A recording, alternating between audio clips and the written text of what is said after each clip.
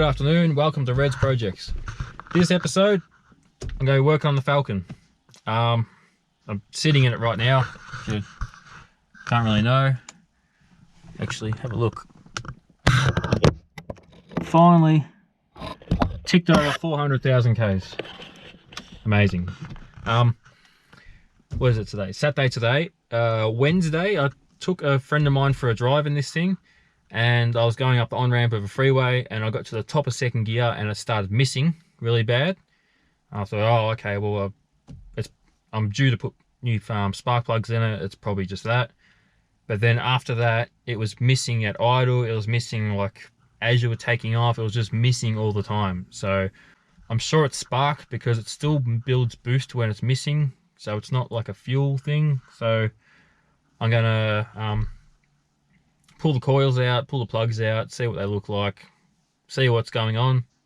If they all look fine, I guess I'll do a compression test to make sure that's all good. But go work on this today. After I've finished working on it, hopefully it's not a big issue. I've got a bunch of updates to show you. I've got a lot of parts to go onto it and a plan. So stick around for that. That'll be later in the episode.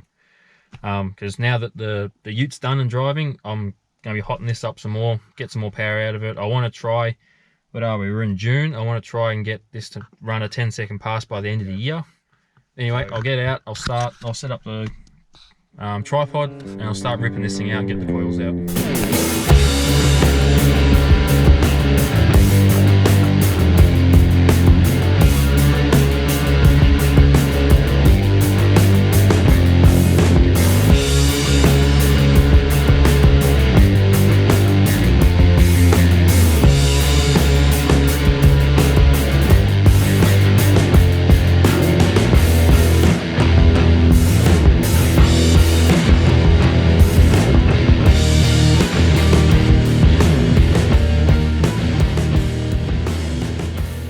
Okay, don't know how well you'll be able to see it,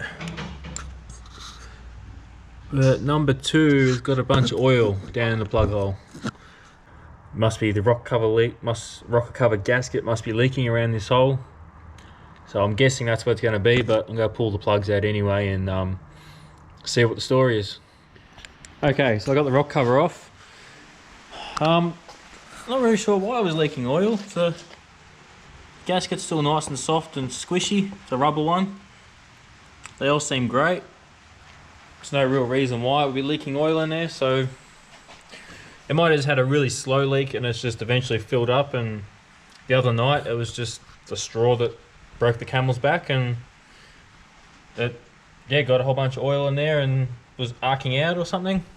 But I wanted to take the rock cover off anyway because when this is cold it makes a bit of noise, so I just wanted to double check the timing chain and the guides and the lifters, make sure everything isn't wrong or there's no broken valve springs or anything stupid like that. So I'm glad I took the rock cover off, but everything looks fine. So I'm just going to go to the shops, go get a fresh set of plugs for it, put plugs in, clean the oil off the coils, put it all back together and see if I fixed it. Alrighty, welcome back. It's Sunday now. Last night I put the rock cover back on. I reused the gasket. It was still soft and squishy. I don't know why it was leaking, so I'll just keep an eye on it. I didn't really want to Celastic the whole lot because then it's a pain to get off, so I'll just keep an eye on it. This morning got some plugs for it from Repco. And this thing is due for a service, so while I was there I got some oil, some filters, that sort of stuff. So while it's on the hoist, I'll give it a service.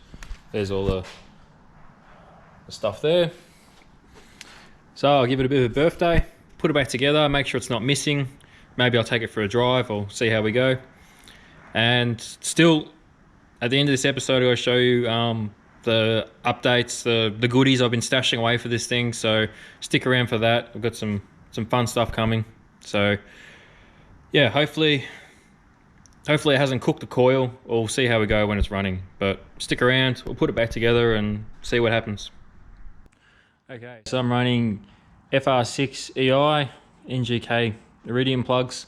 These are what the tuner recommends for this engine. So and gap them down to 0.7 mil which is roughly pretty much a little bit under 30 thou. So I'll gap them all, put a little bit of copper paste, CU800 copper paste on the threads, and put them all in.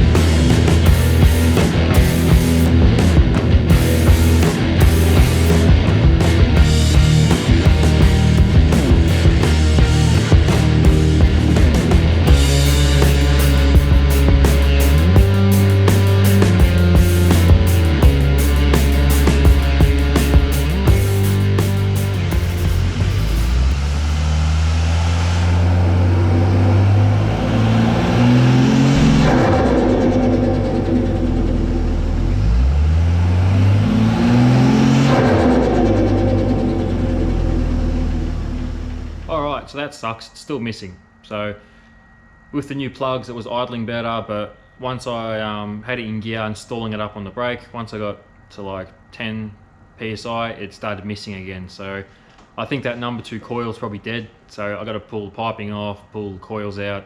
I'm gonna measure them all with the multimeter and see what the outcome is, but I'm guessing number 2 is probably dead. Having all that oil in there, it probably shorted it out and burnt it out.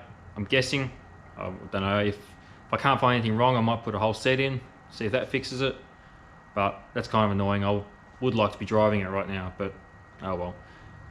Okay, time for the updates. So car's making about 320 kilowatt on 14 pounds of boost, and I really want to up that to about 380, close to 400 kilowatt so I can go out and go run the 10 second pass, or high 10, 9, 10, 8, whatever.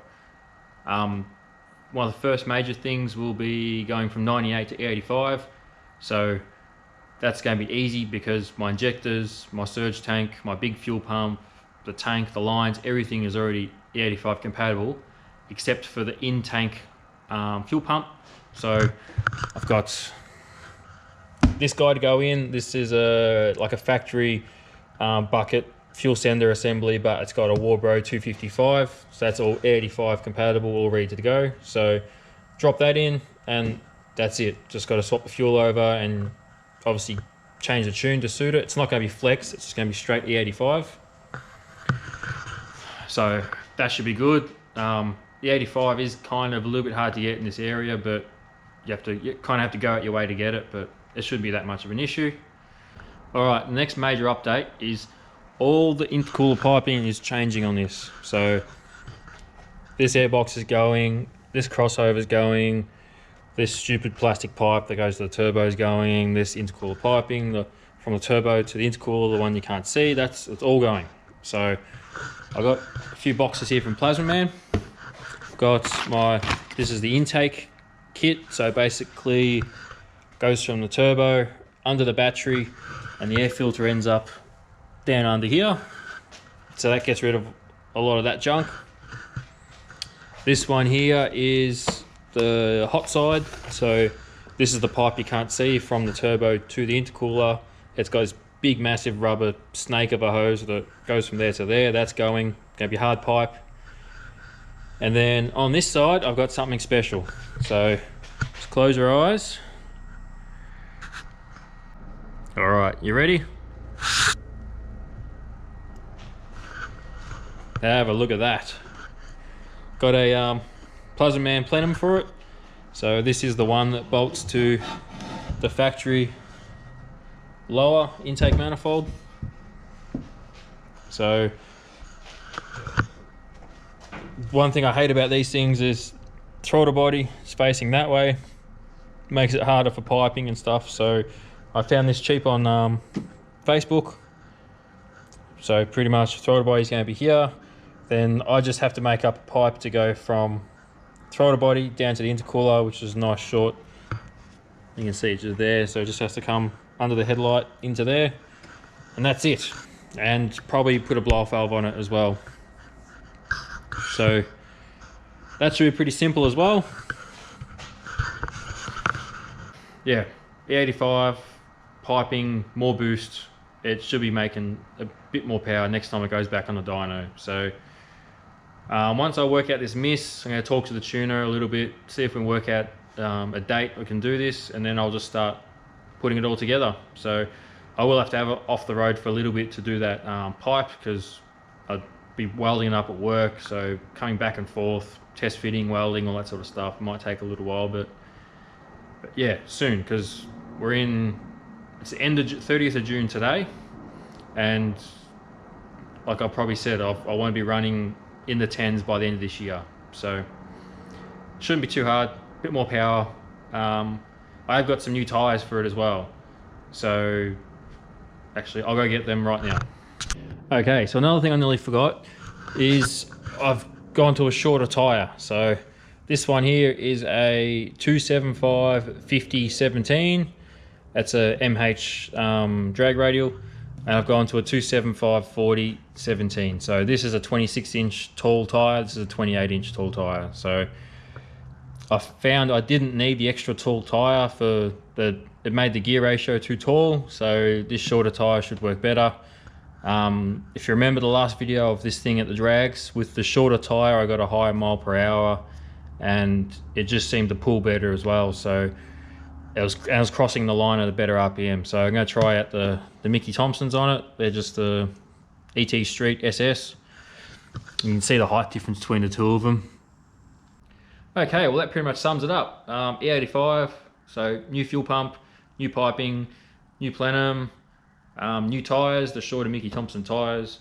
So those things together with a tune, that should get me into a high 10. I don't see why it wouldn't.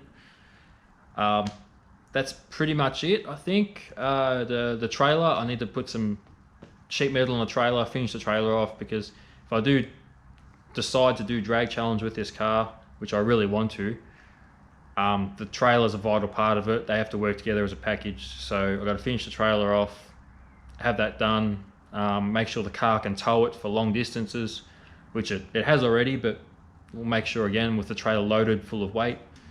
And yeah, hopefully by the end of this year, or a couple more months, we'll have all this awesome stuff on the car and making more power, and we're testing it. And yeah, hopefully end of the year, December I think it's normally done. December or January they normally do drag challenge, so hopefully I'm there with them. So that'll be it for this episode. I've got to pull this thing back apart, work out why it's still missing.